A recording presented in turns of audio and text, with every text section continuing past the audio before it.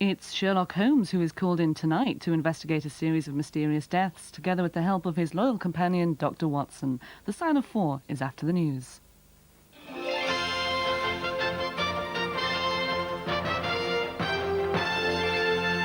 This is TVS.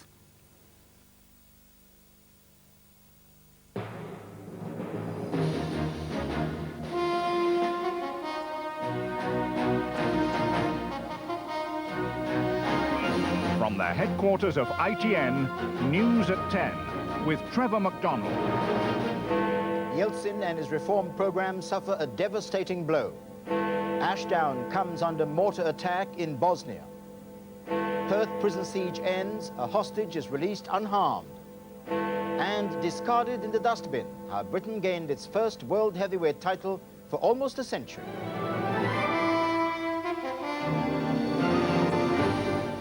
Good evening. The entire future of economic reform in Russia hangs in the balance tonight after President Boris Yeltsin suffered a crushing defeat in the Russian parliament.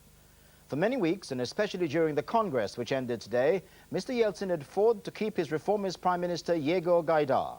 Today, he gave up that fight, and with it, almost certainly, his dream of accelerating the pace of economic reform. The man with whom Mr. Yeltsin must now do business is already hinting at a return to some centralized planning.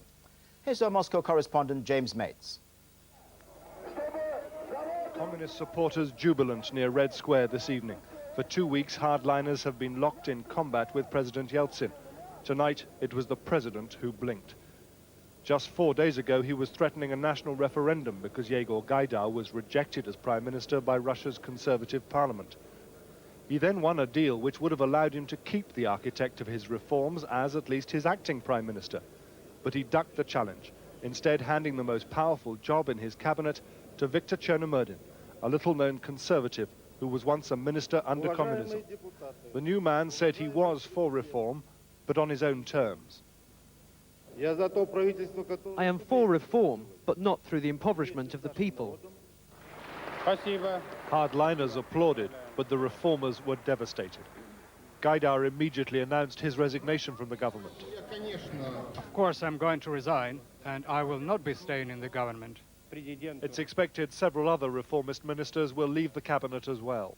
Yeltsin's spokesman tried to explain the dumping of Gaidar as a tactical retreat. So not to endanger the social order, certainly he was obliged to make some maneuvers.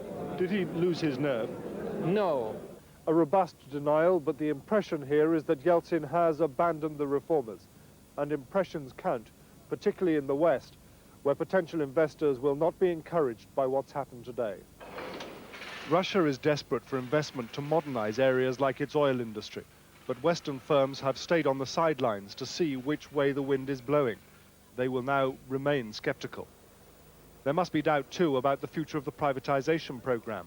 Everyone's been given vouchers to invest in Russian shops or factories, but with the reformers gone, will hardline ministers ever expose wasteful, heavy industry to market forces?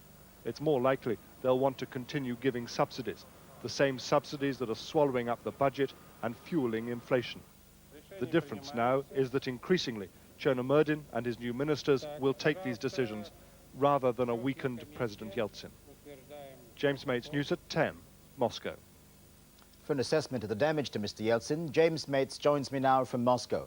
James Mates, we've been down this road before, but are we talking tonight about the death knell for Russian economic reform? Well, the men who've taken over here are no friends of reform. They fought a guerrilla campaign against the Gaidar reforms for the last few months, and now they're in charge. That does not necessarily mean they're going to start winding back, start going back to the days of complete state control of the economy. But on the other hand, they're not going to move forward with any degree of enthusiasm down the roads of privatization or allowing the market to work. Mr. Yeltsin's path has been strewn with difficulties, and he's got out of them before. Can he again? Just last Thursday, President Yeltsin was accusing the Conservatives in Congress of trying to recreate the coup of August 1991. It was a creeping coup going on. He said, well, now he's made one of them his prime minister. his natural allies, the people who've stuck with him since the coup, right through these last few months, are beside themselves this evening. Devastated, one of them said to me when I asked him what he thought about it. They feel completely betrayed. And of course, the new men who are taking over are not friends of Yeltsin and will not become them now. He's in a very difficult and much, much weaker position. James Mates, thank you. The debate over the possible use of military force in Bosnia-Herzegovina is again gaining momentum and could soon come to a head. America and France want a resolution to allow the UN to enforce a no-fly zone, but it's thought Mr. Major will urge President Bush to resist pressure to increase military activity. In Bosnia itself, a convoy carrying the Liberal Democrat leader Paddy Ashdown came under mortar fire today. ITN's Robert Moore is there. Paddy Ashdown has long argued the West is doing too little, too late for Bosnia. Through gun sights, he surveyed the countryside where this conflict is showing no signs of abating. The British Army escorted him along one of the most dangerous stretches of road, where a BBC cameraman was recently killed, where machine gun fire, mortars and artillery shelling has become a daily event. They were leaving Turbay, a besieged frontline Muslim town, when the mortar hit. A muffled explosion, a cloud of earth to the left of the road, a few meters from Ashdown's vehicle. It was a narrow escape, though one the British Army would regard as a regular hazard. To the sound of gunfire, Paddy Ashdown went in to talk and listen to local Bosnian commanders. Yes, bitter fighting continues. Mr. Ashdown says the conflict may be complex, but the question is simple. Are we prepared to allow the Muslim community in Bosnia-Herzegovina to be wiped out? If we are, that will mean that we're prepared to tolerate terrible slaughter. But much more importantly, we are prepared to risk the spread of this conflict with incalculable consequences right throughout the Balkans. The nearby town of Travnik is also being shelled. Dozens of such Muslim communities are under siege this winter. An almost medieval war, but one, as Ashdown nearly discovered to his cost today, fought with the most modern of weapons. The question stays the same. Can the UN remain spectators, or will they be forced to do more than escort politicians and humanitarian aid? Robert Moore, News at 10, Bosnia. Earlier this year, ITN exposed the appalling conditions inside Serb-run prisoner of war camps in Bosnia. Today, the International Red Cross supervised the release of some of the men held in one of those camps. Penny Marshall, who first revealed the prisoners' plight, was there to see them go free. Roll call at Manjača, but this time the guards were calling freedom. 1,000 men were released after 4 months of political wrangling. They've left at least 2,000 behind them. It's hoped they'll follow soon, leaving this pitiful camp empty and for good. 2 other camps have now closed completely. Since ITN's cameras exposed Manjača in August, the International Red Cross has done much to improve conditions. But this prisoner release was only secured last week in Geneva. The awful chapter of civilian suffering in large-scale detention camps in this area at least seems now to be nearing an end. Dusk on the Croatian border, and the men were finally ferried out of Bosnia. The UN watching, the press waiting, the Bosnian Serbs relenting. That it would be a very heavy burden for them if these prisoners started to die, and they have made a lot of efforts with the help of the ICRC to improve the conditions of detention, but nor them nor us can stop the winter.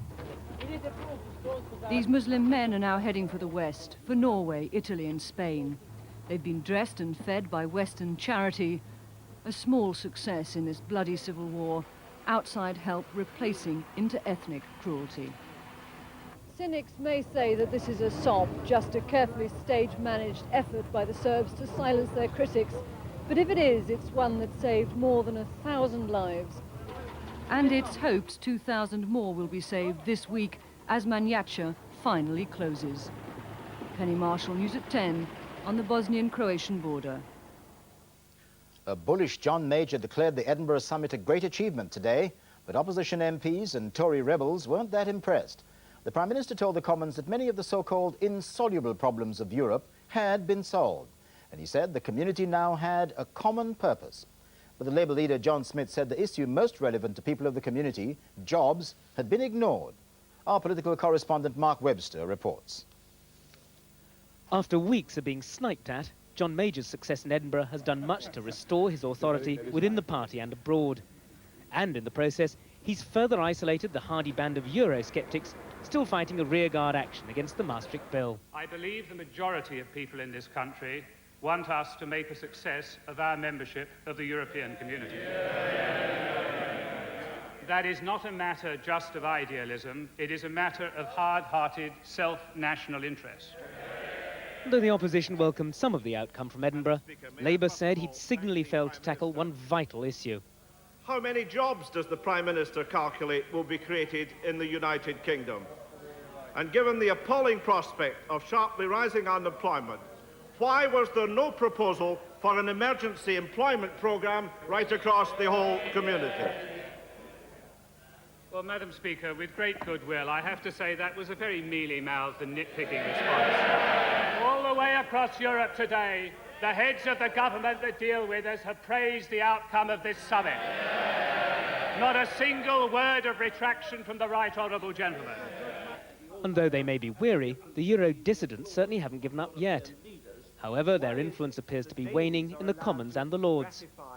Sometimes successes can be failures, and the Edinburgh success, undoubted success, is a failure for Britain and it's a failure for Europe, because eventually it will collapse in tears, and the longer it takes to collapse in tears, the worse it will be. But John Major has argued that Edinburgh has put the Maastricht process back on track. The question is, will it be a smooth journey? In the new year, the Danes take over the EC presidency, and all eyes will be on them as they try to persuade their own people to accept the Edinburgh deal. On January the 11th, Parliament returns to continue the drawn-out process of debating Maastricht, with 300 amendments that will take several months. Meanwhile, the Danes have said they'll hold their crucial second referendum in April or May. If Mr Major wants to stay on track, he'll want the treaty ratified here after the Danish referendum, but before the end of this parliamentary session. And with his standing much enhanced by the summit, Mr Major looks set to get his way. Provided, that is, the Danes do vote yes in their second referendum, and the Labour Party abstains on the third reading of the bill. Maastricht looks set to become law in this country by July of next year. Mark Webster, News at 10, Westminster. The prison officer who was taken hostage at Perth Prison on Tayside yesterday was released unharmed late this afternoon.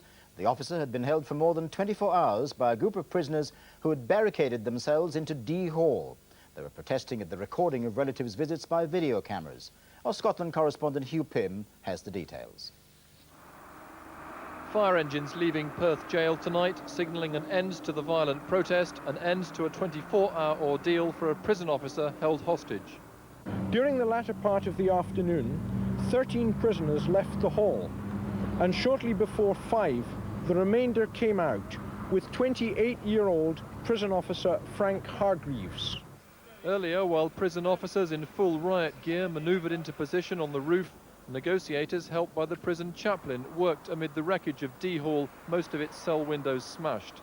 The prisoners demanded a lawyer, the message conveyed through this sign. A Glasgow solicitor was called. The prisoners gave themselves up soon afterwards.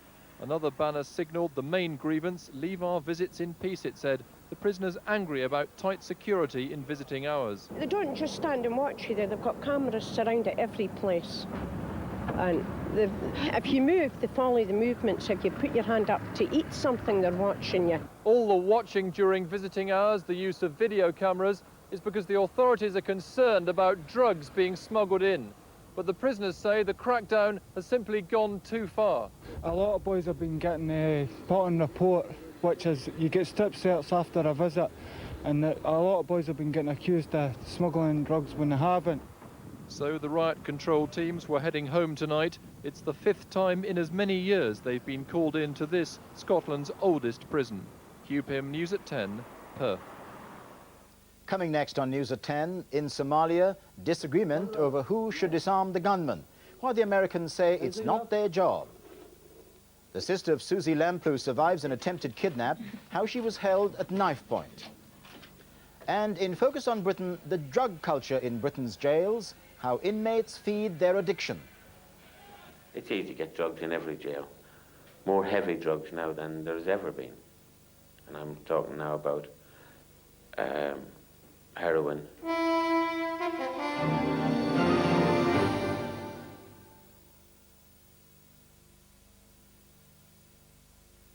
What do you want for Christmas? A chocolate torte, a fine big roast, a Christmas pud. Hey, that looks good. Cracker Jack shrimps, cappuccino log, an ice cream star. Well, there you are. Everything's perfect. Everything's planned. Because this Santa Claus's mum's gone to Iceland.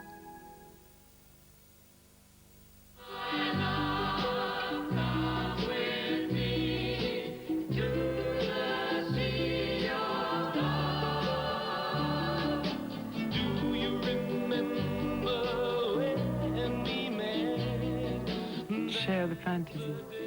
Chanel number 5.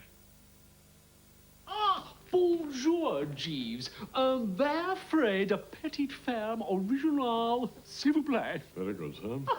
I'll be parleying like a native before you know it. Your chilled worm from an original small farm. Chilled Croft Original. One instinctively knows when something is right. To Birmingham, with the third exit of Spaghetti Junction. Take the second on the right, left of the lights, straight past the green man, and we're down there on the left-hand side. Okay then, see you Monday. The third exit of Spaghetti Junction. Past the green man.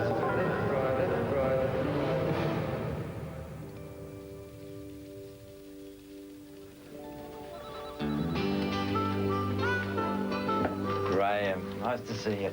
Take a seat. Before we start, can you tell me where the loo is? Yeah, get through the door, second on the left, past the drinks machine.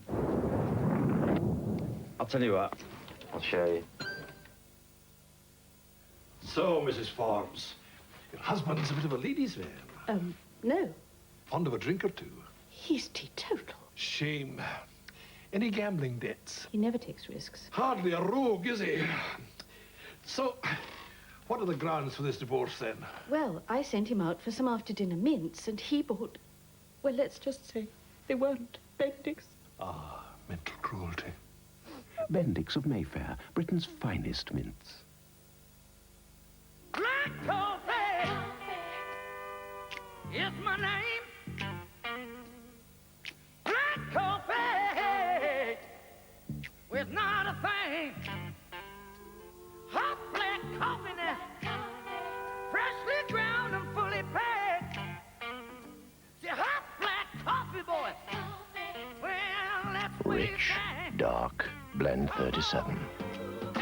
A blend of strength. What do you want for Christmas? £1 off a fine beef roast. That's why Mum's gone to Iceland.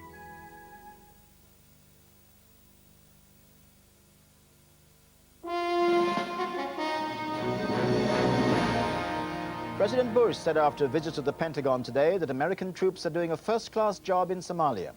But the Americans are unhappy about disarming the bandits who have been looting food and medicine around the country. Jeremy Thompson reports. At street corner meetings today, the main topic of debate was the United Nations' allegedly secret mission to disarm the warring factions and pacify the country. But US troops on the ground say they have no such orders.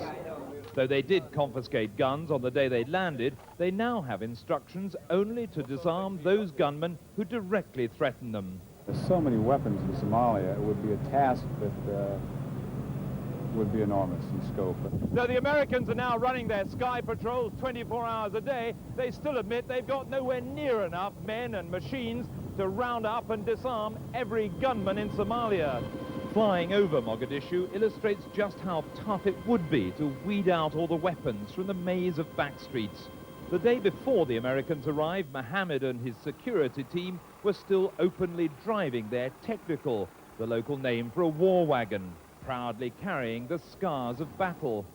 Today, it was in the garage being resprayed, ready for a return to civilian life. Like dozens of other technicals which until recently controlled the streets, it will soon blend in unnoticed. But back home, Mohammed still keeps his .50 caliber machine gun in his bedroom. So have you used this much in the past? Have you shot this many times?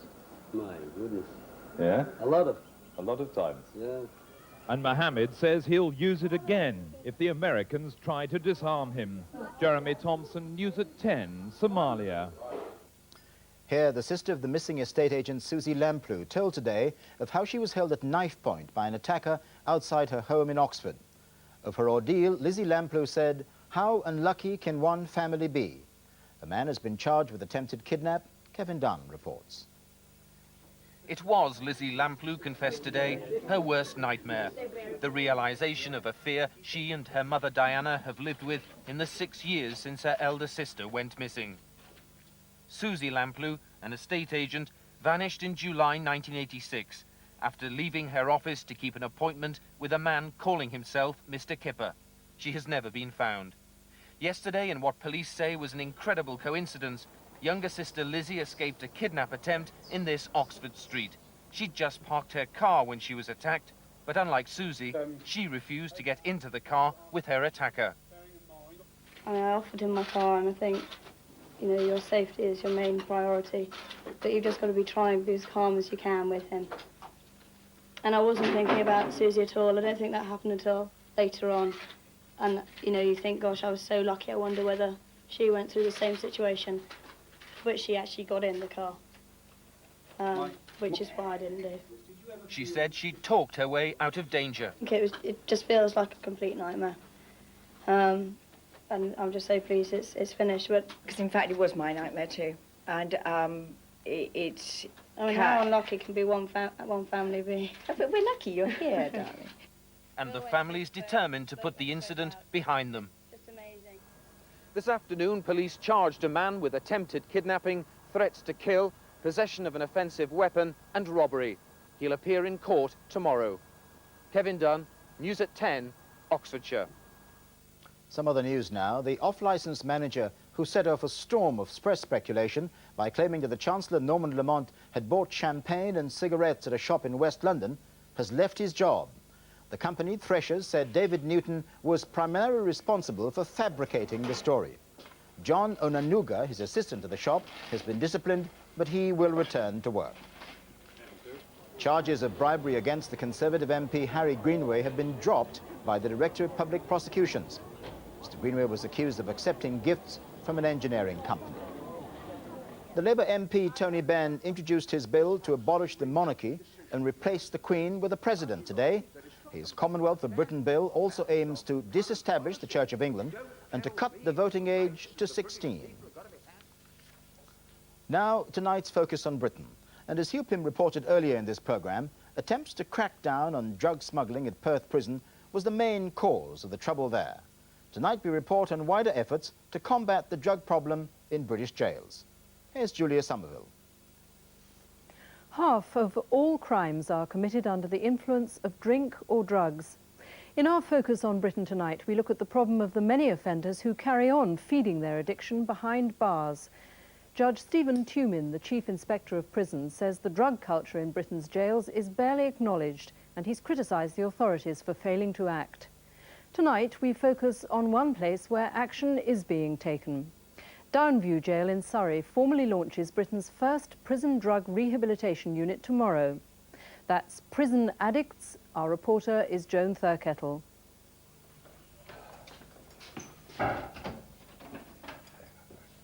I'm in prison for murder. There's never been a time for the last 28 years when I've not been under the influence of drugs or drink. I just stole every day to feed my addiction. If I didn't have the addiction, I wouldn't be in here now. Last year, a government study found that 50% of crime was committed because of drink or drugs. Once inside, inmates say they have easy access to illicit substances. They come in through prison visits, passed from mouth to mouth in an embrace. Sometimes they're simply thrown over the fence. Drug dealers, an intrinsic part of any prison population, are well across the tricks. I know that cannabis is in this prison. I know, because we've intercepted it, that heroin is in this prison. And that's enough for me. Yes, since about the middle of the 1960s. This is a counselling session at Downview, set up by the charity the Addictive Diseases Trust. Was taking amphetamines. And it's the first such experiment in a British jail, specifically aimed at rehabilitation, breaking the cycle of addiction and reoffending. The sessions are based on the principles of Alcoholics and Narcotics Anonymous. Again, we'd help you do that. We'd give you an assignment around When offenders leave, there's a support network outside. If I can get over them, I can get through the rest of the programme. Sentenced to life 19 years ago, Frank was high on cocaine and speed when he committed murder. My mind just wasn't straight. To be honest, it was a blurry situation to me now. It's easy to get drugs in every jail. More heavy drugs now than there's ever been. There's more people are taking heroin now than I've ever seen taken on the street. And there is at times when I've been so far out of control, I've been dangerous. A particular instance was when we went on the roof in Albany. My friends went on the roof. One of the screws went to grab him. I broke the screw's jaw. Almost all prison riots are directly related to drug abuse. Once back in our towns and cities, 90% of those released will re-offend under the influence of drink or narcotic substances. In America, the implementation of this rehabilitation scheme has resulted in the re-offending rate dropping from 65% to 20%. In 29 years in the prison service, I've not seen anything with quite the dramatic impact that we've seen in these last few months. We've seen dramatic transitions in people's demeanour and behaviour and attitudes, really radical turnarounds. I don't think there's any chance of me re-offending, because I've spent 20 years now almost in behind bars, and if I have learned anything, it's the futility of this. It costs £20,000 a year to keep a man in prison. This treatment costs £1,000. The counsellors are ex-addicts and offenders because they say you can't con an ex-con. If it works for only 1 in 4 here alone, the annual saving to the taxpayer will be at least £250,000. Joan Thurkettle, News at 10, Downview Prison. The pioneering scheme at Downview will be watched closely by other prisons around the country for signs of success. Tonight, NACRO, the National Association for the Care and Resettlement of Offenders, called it a very welcome and imaginative development. All too often, they said, the authorities fail to use the time spent in prison in a constructive way. And finally, Britain has its first world heavyweight boxing champion this century. Lennox Lewis won the title from the American Riddick Bowe, and he did it without throwing a punch. Peter Staunton explains. Even by boxing standards, it was an extraordinary scene the moment the world champion threw away one of his titles. If Lennox lost his belt, he must get it out of the garbage, and then we'll be calling him the garbage picker. Lennox Lewis's route to the WBC title was short but complex. When he destroyed the #1 challenger Razor Ruddock, the next fight should have been against the world champion. The newly crowned Bowe fancied easier options, despite severe taunting from Lewis. Are we going to call you Chicken Bowe or what? And today, instead of confirming a rematch with Lewis, who beat him at the '88 Olympics, Bowe's management was still saying he was the only true champion. Riddick is the heavyweight champion of the world. He beat the man that beat the man that beat the man that beat Mike Tyson. That makes him the man. Outside, meanwhile, the man behind the man who sent the chickens was confident that his man would eventually win the title in the ring. We will go forward with Lennox Lewis, and I'm sure the public and the press of the world will demand the fight at some stage. They have failed to meet the mandatory And tonight, from a neutral corner came the possibility of an all-British fight for the world crown. Well, I think Bruno comes out of this in a much better light than he did before. He now has the opportunity of possibly having a choice which one of the champions he wants to fight. Boxing history may have been made. The last person who wanted it this way was Lennox Lewis. Oh, it was never like that in Muhammad Ali's day. That's News at 10 tonight. I'll be here again tomorrow. Hope you'll join me then. Good night.